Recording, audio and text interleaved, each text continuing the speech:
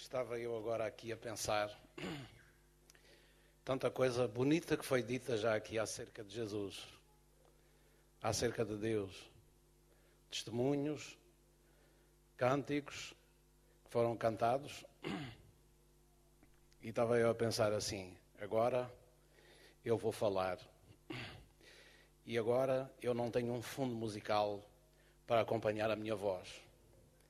Vou precisar de muita graça de Deus para que a minha voz se torne cativante, tenha graça suficiente para que os irmãos possam me atender e possam me escutar. Não é verdade? Porque a irmã Tamise cantou aqui com os músicos a acompanhar a sua voz. O irmão Isaac também com instrumentos, retinindo, não é? Acompanhando a sua voz. E agora eu vou ficar sem música atrás de mim. Só a minha voz, não é? Singela. Tem que ser muita graça de Deus para os irmãos ficarem encantados com aquilo que eu vou dizer agora. Não é verdade? Só Jesus nos pode ajudar e abençoar.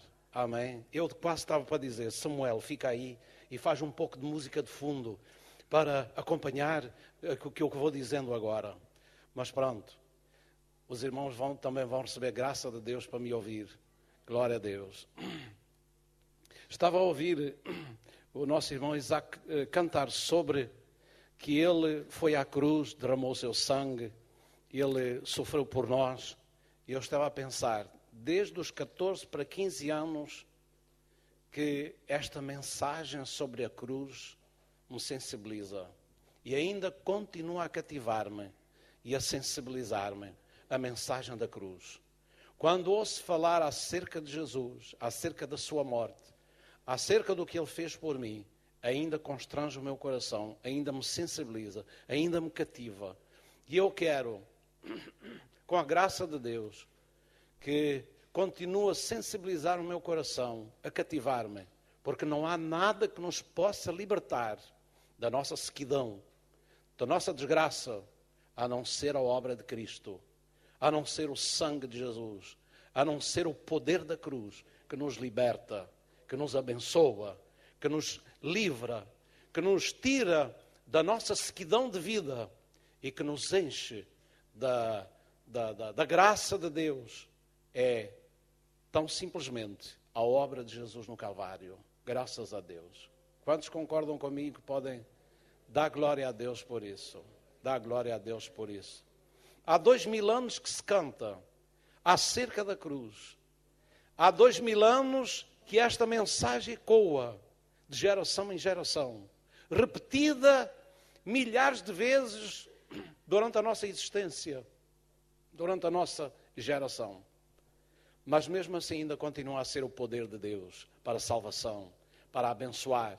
Ainda é o meio para nos chegarmos a Deus e para receber a bênção de Deus na nossa vida. É através de Jesus e da sua morte no Calvário que nós chegamos até o trono da graça, de onde vem toda a bênção, de onde vem a misericórdia, de onde vem a alegria, de onde vem a paz, de onde vem a força espiritual para a nossa vida. Glória a Deus. Eu preciso dessa força, dessa graça, dessa bênção para mim. Glória a Deus. Graças a Deus. Eu queria que nós abríssemos a nossa Bíblia em primeiro livro de Samuel, no capítulo 7. E eu vou ler só um versículo por enquanto. O versículo 12. E vou pedir aos irmãos para lerem juntamente comigo, em voz alta. Glória a Deus.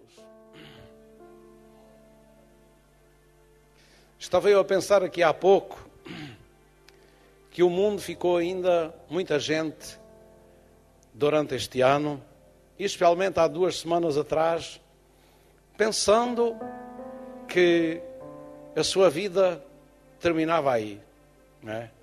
Quantos é que sabem do que é que estava para acontecer? Não, o que é que diziam que estava para acontecer? Melhor dito, o que é que diziam que estava para acontecer? Que o mundo ia acabar. E é verdade que houve muitas pessoas que ficaram acreditando nessas coisas. Há uma predisposição para acreditar no engano, na falsidade, nas falácias, não é? Mas a verdade da Bíblia. E veja bem que a comunicação social aproveitou isso para atacar a Bíblia também. Não é? Para atacar a Bíblia, para meter tudo no mesmo saco, não é? Da fé dos cristãos, não é? Acerca da vinda de Jesus e do Apocalipse e das coisas que estão escritas na Bíblia, que eles não entendem, nem estão preocupados em ler, nem entender as coisas, mas metem tudo no mesmo saco. Afinal de contas, isto sempre bate em desfavor da igreja e do povo de Deus também. Mas, meus irmãos, nós sabemos em quem temos crido. E nós sabemos que Jesus vai voltar. E sabemos quando. É coisa que eu disse agora. Não é? Sabemos quando é que Ele vai voltar. Porque Jesus disse quando é que ia voltar. Não é? A hora em que ninguém pensa. Não foi isso que Ele disse? O Filho do Homem virá na hora que ninguém espera por Ele. Não era no dia 21, não. Não era no dia 21. Porque aí já estavam todos preparados para alguma coisa que ia acontecer. Então não podia acontecer, porque Jesus disse que viria na hora em que ninguém esperava. Não é? Ninguém está à espera. No mundo ninguém está à espera quando Ele vai voltar. Então já sabe qual é o dia, qual é a hora. É quando ninguém espera. Não é? Portanto, esse dia e hora ninguém sabe. Só Ele é que sabe. Quando é que as pessoas não esperam mesmo a vinda dEle. Então, meus irmãos, nós sabemos então que Jesus virá voltar. Essa é uma certeza que nós temos. Se nós não tivermos essa certeza, digo-vos que também não teremos habilitados a ter certeza da nossa salvação. Se nós não acreditamos que Jesus vai voltar, então não acreditamos em mais nada na Bíblia, porque isso é o que está mais claro e objetivo na Bíblia, na palavra de Deus. É verdade. Está mais claro e objetivo. Só que Jesus disse que a hora e o dia ninguém sabe. Porque Ele disse que virá no dia em que ninguém espera. Amém? E nem Ele sabia, somente o Pai sabia dessa hora e desse momento em que Ele iria voltar. Então o que nós precisamos de estar é preparados. Glória a Deus. Este foi realmente o ano 2012. Teve duas datas. Foi aí para março. Andavam já com ideias de que iria acontecer uma grande catástrofe no mundo.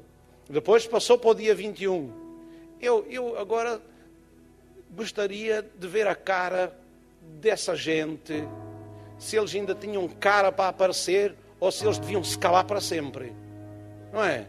Deviam ter vergonha na cara para andar a dizer essas coisas e depois levar com este tapa na cara. Não é verdade? Na Bíblia não querem acreditar, mas depois andam enganando as pessoas com falsas revelações. Então que Deus nos ajude a estar firmes na verdade da palavra do Senhor, porque ela é a verdade. Ela nos ensina. Nós devemos estar preparados, ligados com Jesus para esse dia e essa hora que virá sem que nós saibamos. Mas a trombeta vai soar e a igreja vai ouvir e vai ser chamada para estar com o Senhor Jesus Cristo. Vamos ler este versículo que diz aqui. Então tomou Samuel uma pedra e a pôs entre Mispá e Sen. E chamou o seu nome Ebenezer e disse: até aqui nos ajudou o Senhor. Amém. Então, esta palavra Ebenezer e esta expressão que se lhe junta aqui é uma expressão que Samuel usou e um facto simbólico que foi erigido ali, aquela pedra, como testemunho simbólico de uma vitória e de uma bênção que Deus concedeu à nação de Israel. E foi uma coisa marcante naquele dia. Porquê? Porque a nação, o povo de Israel, estava passando por uma crise das mais profundas no aspecto espiritual e também no aspecto material, no aspecto social. Naqueles dias, a vida espiritual do povo de Deus, e especialmente da liderança espiritual, estava muito em baixo. Foi no tempo de Eli, o sumo sacerdote. Foi no tempo em que os seus filhos ministravam, não é? E eram pessoas corruptas, pessoas imorais, e portanto que faziam o trabalho profissionalmente, mas não tinham nenhum temor de Deus. E por isso toda a nação sofreu com isso, e o povo de Israel também passou por uma fase, uma crise muito aprofundada, muito aguda. Tornou-se escravo dos filisteus. Filisteus foram severos inimigos de Israel ao longo das gerações. E Samuel foi levantado para um tempo, chamado para um tempo. Toda a gente sabe, ou melhor, devemos saber, de que Samuel foi alcançado, foi pedido a Deus em circunstâncias muito difíceis, de uma mulher que não tinha filhos, que era estéril, mas que Deus permitiu que ela passasse por aquela situação de esterilidade, porque tinha um objetivo, tinha um plano que se tinha que cumprir naquele tempo, um tempo próprio e especial. Deus sempre tem alguém e sempre prepara as coisas para os tempos da dificuldade, para dar uma resposta. Não esqueça que Deus nunca foi apanhado desprevenido no tempo, na hora e nas circunstâncias. Deus nunca foi apanhado desprevenido. Deus nunca está desprevenido. Naquela hora da dificuldade, Deus tinha planeado que uma mulher havia de ser alguém usado para trazer ao mundo alguém que seria vital para dar a volta, para ser usado num tempo de crise, para mudar muitas coisas na nação de Israel. Essa mulher, portanto, que era Ana, ela pediu na sua angústia um filho. E na sua angústia, pois ela devia ter pedido muitas vezes, mas num dia fez um pedido especial, com lágrimas, com quebrantamento de coração, com sinceridade profunda na sua alma. Ela pediu: Deus, dá-me um filho. Se tu me deres um filho, eu vou consagrá-lo a ti todos os dias da minha vida. E não é que era isso mesmo que Deus estava esperando? Esse momento, essa hora, que ela professasse com a sua boca que dedicasse esse filho para o serviço de Deus. E esse filho veio a ser um homem-chave para a hora da dificuldade. Israel foi caindo na corrupção, entrando na crise, tornando-se escravo dos povos, neste caso dos filisteus, que moravam logo ali na sua ilharga. E assim aquele tempo era de dificuldade. O povo tinha-se desviado de Deus e o povo tinha-se voltado para Baal e os outros deuses e estava deixando de servir a Deus, deixando de servir ao Senhor. Estava afrouxando, estava facilitando, estava se desviando, estava ficando aquém daquilo que Deus queria. E por isso Deus permitiu que os inimigos apertassem com ele. Na verdade, o livro de Juízes, o tempo desde Josué até Samuel, foi um tempo de altos e baixos, profundos, não é? É um tempo de grande instabilidade na nação de Israel. Também estava em cima como estava em baixo, também que estava buscando a Deus como estava se desviando. Foi um tempo de grande vacilação. E isso não é bom no povo de Deus. Não é bom para a vida espiritual de cada pessoa. Deus agrada-se que nós sejamos perseverantes, nós sejamos insistentes, nós sejamos permanentes, não é? Nós sejamos pessoas que temos continuidade, constância no nosso viver. Que Deus nos ajude, porque o ser humano é frágil, E ele é vacilante também. A não ser a graça, a não ser o poder de Deus na nossa vida, nós ficamos frágeis e vacilantes com facilidade. Temos também ao nosso redor circunstâncias sempre adversas, sempre más, sempre contrárias, sempre procurando nos deitar para baixo ou nos desviar. Só a graça de Deus e o poder de Deus nos pode ajudar. É por isso que nós precisamos buscar a Deus. Andar com a nossa vida em ordem com Deus. Orar ao Senhor, vir aos cultos, estar aí, batalhando pela fé que uma vez foi dada aos santos. Estou falando certo, irmãos? Amém? Podem dar glória a Deus por isso? Aleluia, que ainda estou falando certo. Glória a Deus. Quando se fala de acordo com a palavra do Senhor, certamente estou falando certo. Então chegou o tempo, uma crise profunda. A guerra dos filisteus se levantou. Israel perdeu mais de 34 mil pessoas na guerra. 34 mil pessoas na guerra. 2 guerras perdidas contra os filisteus. No tempo de Eli. 2 guerras perdidas. 2 vezes eles foram à guerra e 2 vezes foram derrotados. Sim. A primeira vez foram derrotados, pensaram, bom, nós fomos derrotados agora, levamos a arca do concerto, a arca de Deus, conosco também. Então levaram a arca consigo. Pensaram eles com a arca, então só porque tinham lá a arca, então que isso ia dar tudo certo. E então eles levaram a arca também. Eli ficou com o coração a tremer do que poderia acontecer. Aquele objeto tão pequeno, mas de um simbolismo e de uma grandeza tão grande para Israel. De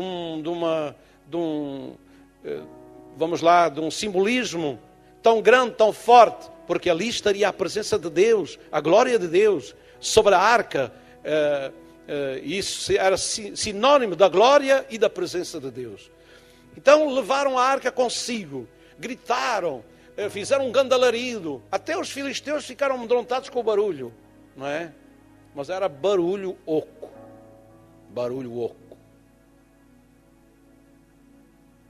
barulho que não deu em nada. Gritaram, os filisteus até ficaram atemorizados e assim, o Deus deles veio ao meio do Israel com certeza, nós estamos, aquele é o Deus que os tirou do Egito.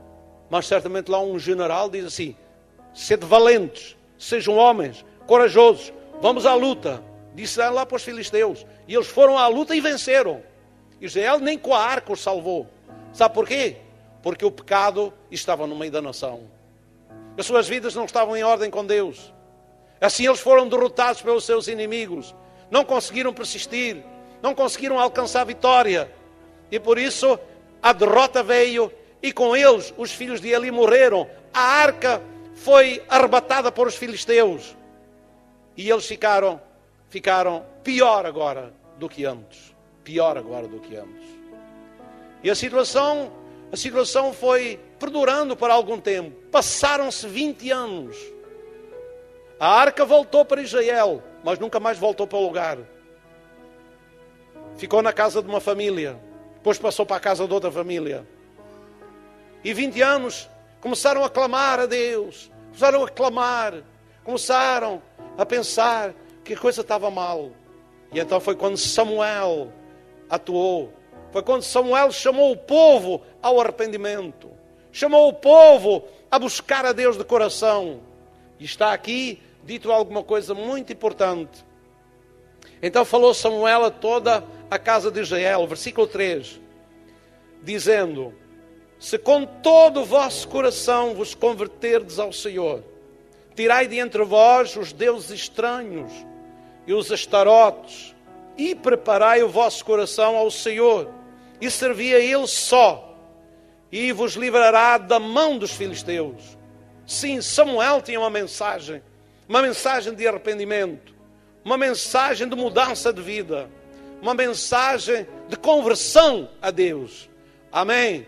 E nós por vezes precisamos de ser confrontados com a mensagem da conversão. Nós às vezes andamos, graças a Deus, vamos passando, mas não estamos vendo Deus operar na nossa vida, não estamos andando em vitória, não estamos andando alegres, não estamos andando, caminhando de vitória em vitória. E isso muitas vezes é reflexo talvez de uma vida que não anda tão chegada a Deus, não anda tão alinhada com Deus, com a palavra de Deus. Mas nós precisamos de alcançar vitória na nossa vida. Quantos é que queremos vitória na nossa vida? Viver vida vitoriosa, vida abençoada. Mesmo no meio das circunstâncias adversas, nós precisamos de viver a vitória que Deus dá. Deus quer nos dar vitória. Deus quer que o seu povo ande em vitória. Não é um povo para andar na cauda, não é um povo para andar com um aspecto miserável, não é um povo para andar empobrecido, não é um povo para andar triste, não é um povo para andar abatido. É um povo para andar alegre, feliz, abençoado no Senhor. E Deus tem criado condições para nós sermos abençoados. Nunca houve um tempo na terra para o povo de Deus andar feliz como o tempo atual. Nunca houve um tempo na terra. Você já pensou se vivesse no tempo da lei? Se fosse um israelita descendente de Abraão e tivesse uma lei que foi dito pelo apóstolo Pedro, pelo apóstolo Tiago, um jugo que não podíamos suportar. Um jugo que não podíamos suportar. Então Deus enviou Jesus Cristo. Deus enviou o seu Filho amado. Tomou o jugo sobre os seus ombros. A graça de Deus se manifestou e trouxe salvação para todos os homens. Salvação não conquistada por nós, mas salvação oferecida por Deus através da morte de seu Filho. Glória seja dada ao nome do Senhor. Não tivemos que pagar nada. Não tivemos que fazer nada. É tudo de graça. É tudo de graça. Você já pensou que este é o tempo melhor na terra? Que a bênção de Deus nos acompanha, sem precisarmos de realizar qualquer obra para sermos abençoados por Deus nos céus? Se alguém pensa que é abençoado pelas obras, então fique enganado, fique claro para si que você não é abençoado pelas obras. Não é abençoado pelo que faz, mas é abençoado por aquilo que crê. É abençoado pela fé. É abençoado porque acredita naquilo que Jesus fez por nós. Acredita na graça. A graça não exige, a graça dá. A graça dá. A graça abençoa. Aleluia. Só tem um pormenor. É que nós precisamos de atender à voz de Deus e caminhar na sua palavra. A graça no princípio perdoa-nos todos os nossos pecados, mas depois ensina-nos a viver de acordo com a vontade de Deus. A morte de Jesus não pode ser vã, não pode ser inútil para mudar vidas e nos levar a viver uma nova vida. Amém? Não pode ser inútil. Ela começa com uma libertação da culpa, a libertação dos nossos pecados, e também ela traz, por seu efeito, a vitória para vencermos o pecado e vivermos uma nova vida. Para servirmos a Deus, para agradarmos a Deus, para que nós possamos começar de um ponto de partida, que é a salvação, e depois caminhar num caminho que é a obediência. E nesse caminho de obediência, nesse caminho de reconhecimento, nesse caminho de observação daquilo que Deus tem para nós, está a nossa bênção contínua. Não por aquilo que fazemos, mas por aquilo que atendemos à voz de Deus. Amém? Glória seja dada ao nome do Senhor. Hoje de manhã eu estava pensando numa coisa que sensibilizou o meu coração de uma maneira tremenda. Não foi aqui no culto, foi antes do culto. Nem falei disso aqui no culto da manhã. Mas estava pensando que como é bom servir a Deus por amor e não por obrigação. Sabe qual foi o pensamento que me veio?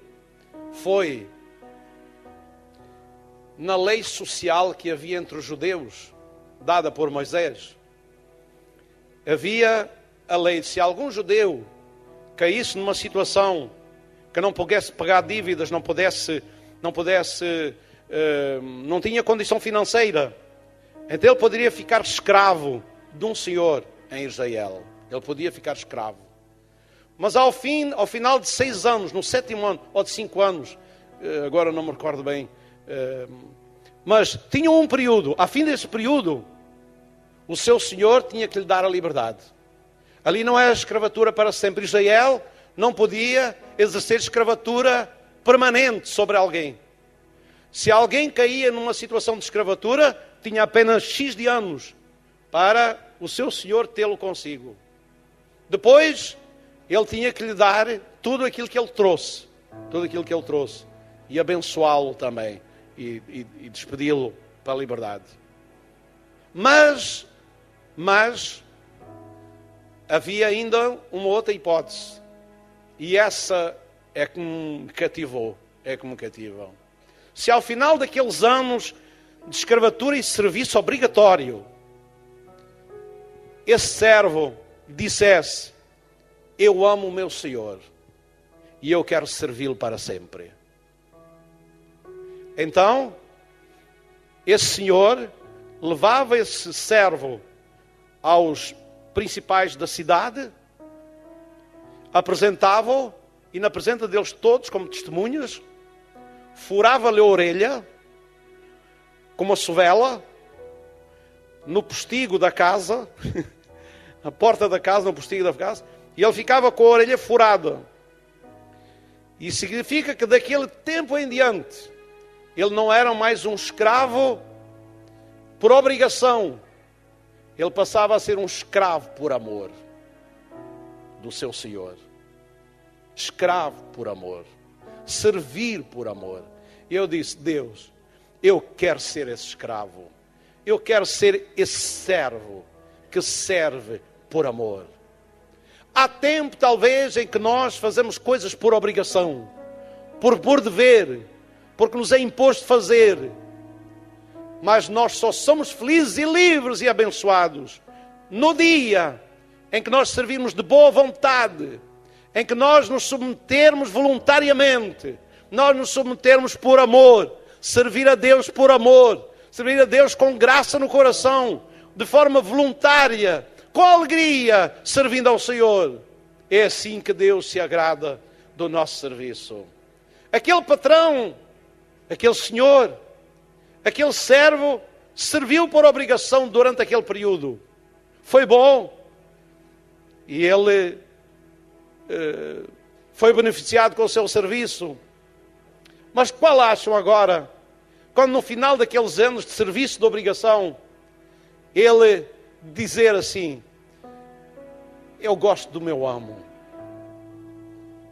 Eu amo. Eu quero servi-lo, porque ele tem sido tão bom para mim. Nada me tem faltado. E eu quero viver debaixo da sua proteção para o resto da minha vida. Meus irmãos, Jesus é o nosso amo. Jesus nos comprou da escravidão do pecado. Não nos tirou da escravidão da lei porque nós não a conhecíamos.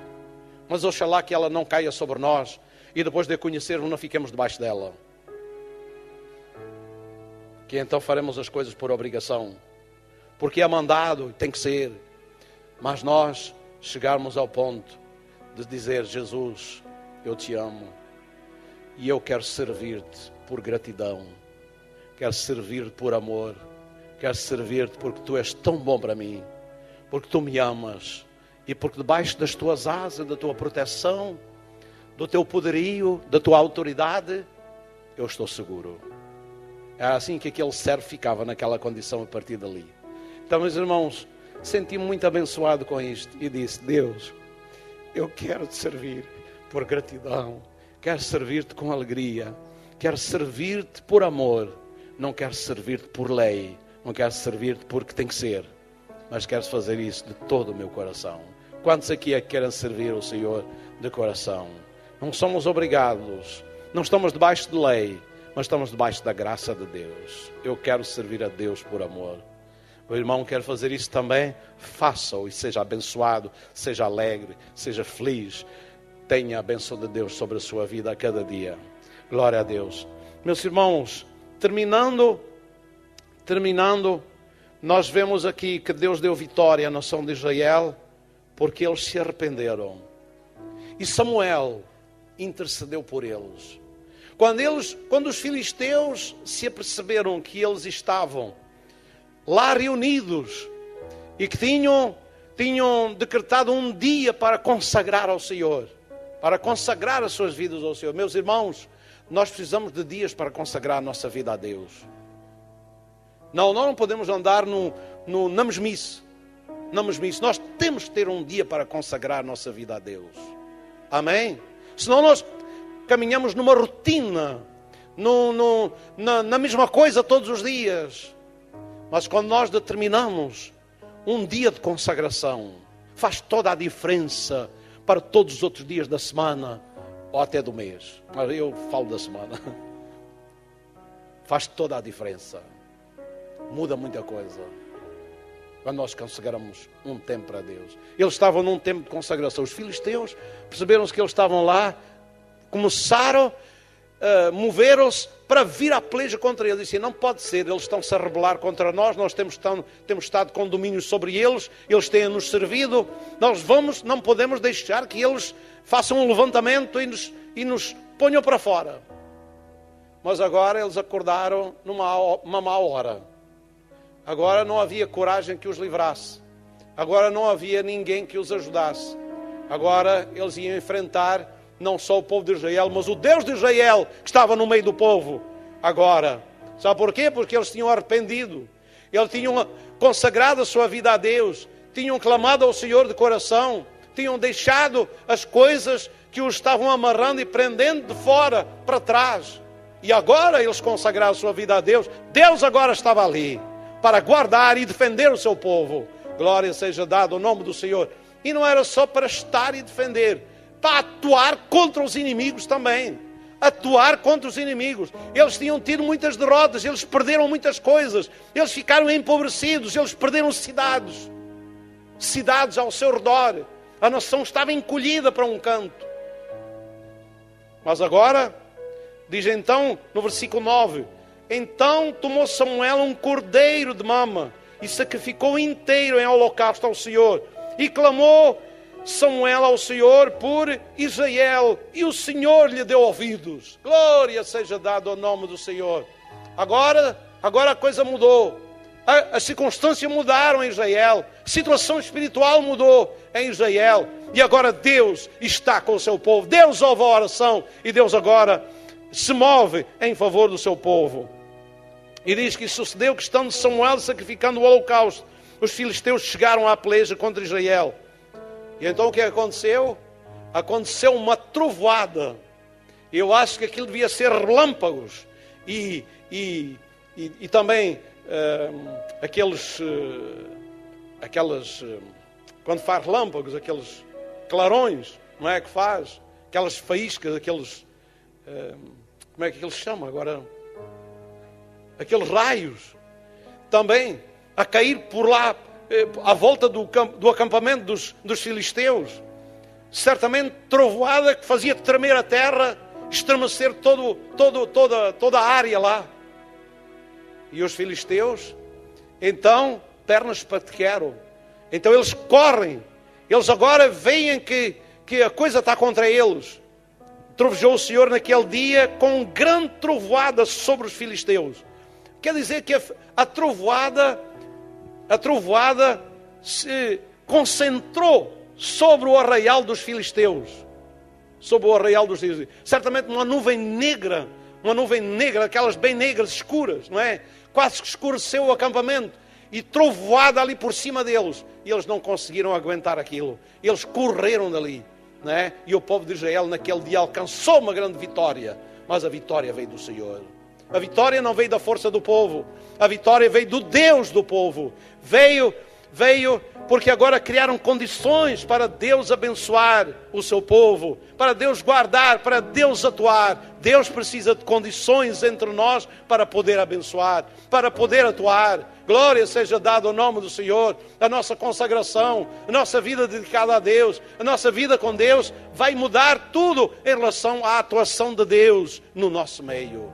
Bendito seja o nome do Senhor. Quem é que está entendendo o que eu estou dizendo para dar glória a Deus? Aleluia.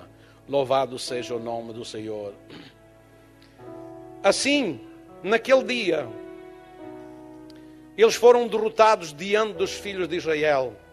E os homens de Israel saíram de Mispá e perseguiram os filisteus e os feriram até abaixo de Betcar. Então tomou Samuel uma pedra, e foi nesta circunstância que a pedra foi erigida. Aquela pedra simbólica, aquela pedra que quando passavam por lá, aquela pedra que sempre que se lembravam dela, lembrava-se da ajuda de Deus, lembrava-se do socorro de Deus, lembrava-se, por isso aquela pedra Ebenezer significa pedra de ajuda, porque Samuel disse, até aqui nos ajudou o Senhor, aleluia, até aqui nos ajudou o Senhor. Os irmãos podem também dizer, se somos povo de Deus e a bênção de Deus tem estado conosco, também podemos dizer, até aqui nos ajudou o Senhor. Nós temos uma pedra que fala mais alto, que dá testemunho mais alto do que esta pedra que Samuel levantou. Nós temos uma pedra que tem mais poder, que tem mais grandeza do que esta pedra. Essa pedra já foi levantada na terra também. Essa pedra é Jesus Cristo. Aleluia. Glória a Deus. Essa pedra é a pedra de ajuda para todos nós. É a pedra que tem brotado água para bebermos ao longo da nossa vida, para dessedentar as nossas almas, para abençoar os nossos corações. Neste ano, ela tem sido de alimento para nós, tem sido de descanso para nós, tem sido de refúgio para nós, tem sido pedra que tem brotado água viva. Amém? Os irmãos têm a noção de que o povo de Israel foi alimentado por uma pedra, uma rocha, não é verdade? De onde saiu água e os alimentou na sede do deserto. Também Jesus, que é essa pedra, que se manifesta e que é simbolizada muitas vezes ao longo das Escrituras, aparece a realidade da pedra, que é Jesus Cristo, de onde é água viva para nós bebermos. Bendito seja o nome do Senhor. Então nós temos sido abençoados, temos sido guardados, porque Jesus é a nossa bênção, é a nossa pedra de ajuda, é o nosso ajudador. Podemos dizer com confiança, o Senhor é o meu ajudador, não temerei o que possa fazer o homem. Os homens podem fazer muitas coisas, sabem, especialmente os que estão em iminência, num país, numa cidade, por vezes dentro do âmbito onde estamos inseridos, não é? Então às vezes os homens podem fazer muita coisa, podem nos prejudicar ou podem nos ajudar, não é? Pode tender para o bem ou pode tender para o mal, mas nós não devemos temer o que nos possa fazer o homem. Nós devemos confiar no Senhor e devemos dizer com confiança, o Senhor, digam comigo, o Senhor é o meu ajudador, não temerei o que me possa fazer o homem. Outra vez, o Senhor é o meu ajudador, não temerei o que me possa fazer o homem. Glória seja dada ao nome do Senhor. A nossa vida pertence ao Senhor. Quantos é que têm essa certeza no seu coração? Nossa vida pertence ao Senhor. Nós fomos comprados para Deus. Nós pertencemos a Deus. Nós somos do Senhor. E porque somos do Senhor, o Senhor cuida de nós. O Senhor nos ajuda. Mesmo nas circunstâncias mais difíceis, que às vezes podemos até não compreender. Porquê? Porquê? Não ter uma resposta. Mas Deus sabe. Certa vez Jesus disse para um dos seus discípulos, o que eu faço, não sabes tu agora, mas depois o saberás. Amém? E muitas vezes, o irmão e a irmã não sabem porque é que as coisas estão acontecendo. Porque é que nós passamos por certas circunstâncias. Sim, o que eu faço, não sabes tu agora, mas depois o saberás. Amém? Então confie no Senhor sempre, que embora não compreenda, mas Deus sabe o que está fazendo. Amém? O que Ele faz, às vezes não sabemos, mas depois nós vamos saber, nós vamos compreender. Glória a Deus. Uma coisa temos certa, eu tenho a certeza que eu sobrevivi este ano. Eu tenho a certeza, é por isso que estou aqui. Eu tenho certeza que Deus me ajudou a vir até aqui e poder estar falando aqui diante dos irmãos. Os irmãos sabem que desde o final de julho até agora a minha mobilidade esteve condicionada. A minha mobilidade esteve condicionada. Aqui na igreja também.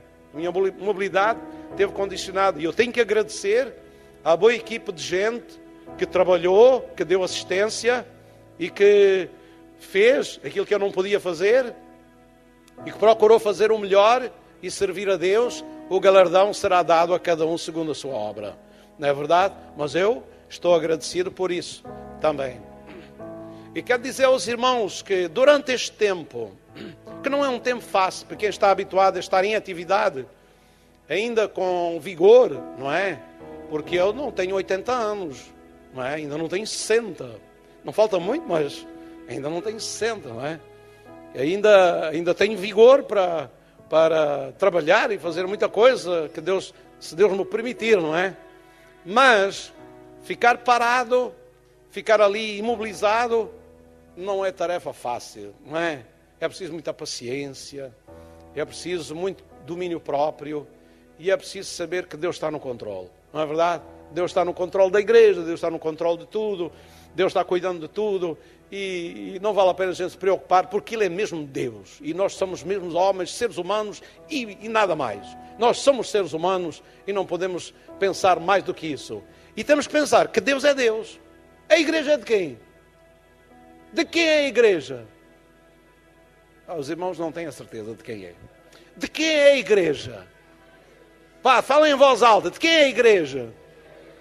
É do Senhor. Vamos lá dizer em voz alta. A igreja é do Senhor. Por isso o Senhor cuida dela. Glória a Deus. Deus cuida do que é seu. Mesmo que um homem não possa ser ou fazer aquilo por qual foi chamado para fazer, dar um tempo a fazer, Deus cuida da sua igreja, Deus cuida da sua obra. Glória seja dada ao nome do Senhor. Há uma outra coisa que eu quero também dizer aos irmãos. Há quase 3 anos atrás, na nossa casa, nós fizemos as contas dos nossos rendimentos e dos nossos gastos. E nós pensamos, bom, dá para fazer isto, fazer aquilo, fazer aquilo outro e tal. E quase 3 anos atrás, assumimos encargos, um filho vai para a universidade, depois já têm encargos próprios também, só que nem um nem o outro tem meios de pagar nada. E nós tivemos que assumir tudo. Assumir tudo. Assumir universidade, assumir carros, assumir as responsabilidades, os encargos, todos para nós. E nós pensamos assim, X é para a alimentação e só podemos comer isto. X é para a universidade, X é para a manutenção dos carros, X é para aquilo. E nós dissemos, dá, podemos avançar. Eu e minha esposa fizemos as contas, andávamos assim com a cabeça às voltas e nós vimos, pronto, vai ser difícil, vai ser apertado, mas vamos aguentar estes 3 anos. Vamos aguentar estes 3 anos com o orçamento que temos e com estas despesas vamos assumi-las, porque é necessário fazermos um esforço. Não há restaurantes para nós, não há privilégios, não há comidas caras, não há nada disso. Há o básico da vida, porque nós precisamos de alcançar e de investir em determinadas coisas que são absolutamente necessárias. Só que os irmãos sabem que de há 3 anos para cá a vida mudou muito. Mudou muito. Os orçamentos que nós tínhamos há 3 anos não são iguais em nada do que são agora. Só que eu quero dizer aos irmãos,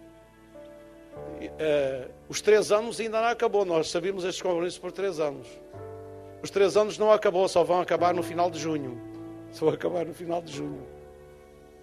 No entanto, quero dizer aos irmãos que até aqui nos ajudou o Senhor.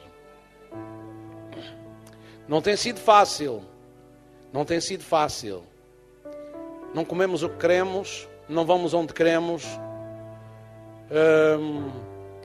não desfrutamos das coisas que queremos, que podíamos desfrutar noutras circunstâncias, mas Deus tem suprido as nossas necessidades. E eu dou graças a Deus, e minha esposa também, damos graças a Deus por isso. Andamos com os nossos bolsos alisados, é verdade, levezinhos, que é uma maravilha. Mas andamos felizes, porque o Senhor até aqui nos ajudou. Amém? Tínhamos com que comer, com que nos vestir, onde dormir, não é? E a graça de Deus no coração, estejamos com isso contentes e felizes e abençoados. Algumas vezes temos afligido. Olha, irmãos, já me tenho afligido com a igreja por causa de certa parte da igreja também. Aliás, várias coisas na igreja, por vezes nos afligem, nos causam dificuldade. Mas quero dizer que, mesmo nessa parte, eu acredito que a obra é de Deus e Deus está no controle de tudo. No controle de tudo. Vai nos ajudar a passar esta fase difícil e nos ajudar neste ano de 2013, que não se afigura fácil. Não se afigura fácil. Só para dar uma ideia aos irmãos, nós pagávamos de imposto das casas que são propriedade da igreja, talvez não chegasse a 500 euros. Mas vá lá, 600 euros por aí. 600 euros. E ainda não chegou tudo para a gente pagar, agora no ano de 2013. Vai passar para 3.000 a 4.000 euros.